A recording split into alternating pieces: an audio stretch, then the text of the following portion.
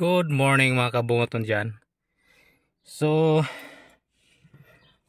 atong pandaro ng Hilux mga kabungoton nga naay siya dual gear.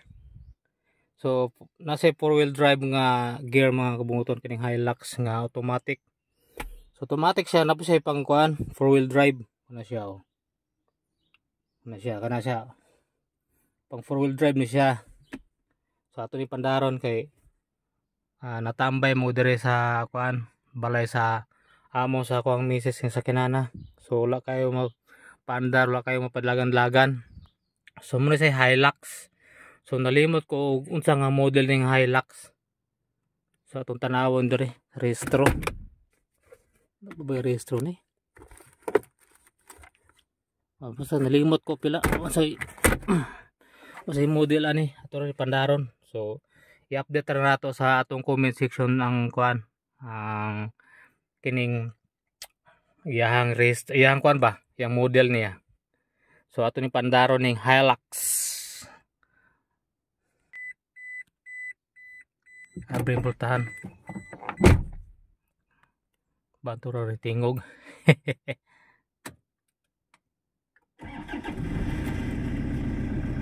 So muna siya mga kabungoton. Ang Hilux. So kani siya mga kabungoton.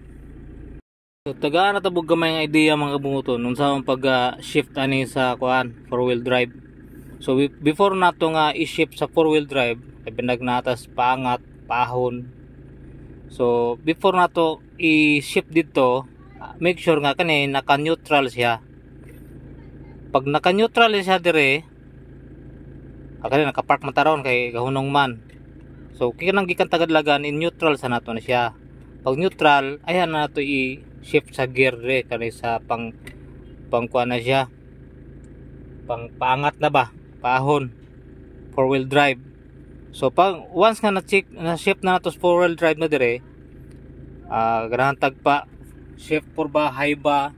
So ato na sa gikan sa neutral, ato na ibutang sa drive 3.